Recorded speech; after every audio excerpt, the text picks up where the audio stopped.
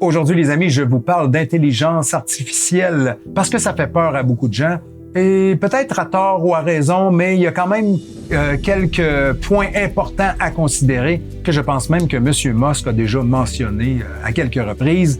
Et donc, un des premiers points, c'est le statut de l'intelligence artificielle qui ne peut équivaloir à celui de l'être humain, même s'il a des capacités beaucoup supérieures aux nôtres. On ne peut lui donner le même statut qu'un être humain. Il doit toujours être subordonné à l'être humain, c'est-à-dire pour le servir et l'aider dans des tâches ou quoi que ce soit, mais jamais d'avoir un pouvoir physique contraignant sur un autre être humain. Il ne faut surtout pas franchir cette ligne. Je pense que c'est comme assez évident.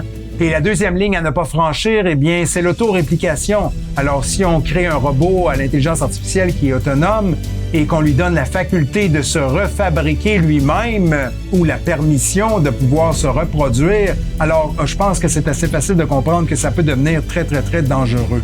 Alors, voilà les deux lignes à ne pas franchir que tout programmeur d'intelligence artificielle connaît très, très, très, très, très bien.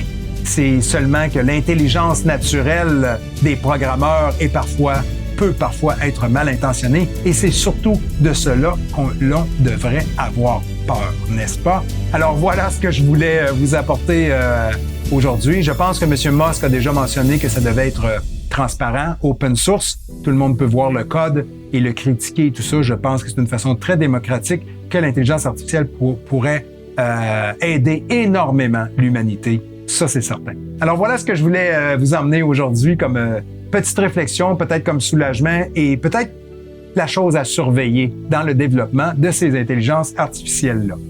Alors voilà, les amis, donc si vous aimez ce qu'on fait, je vous invite à nous faire un don à malibertv.tv et nous, on se revoit très, très, très bientôt. Salut tout le monde!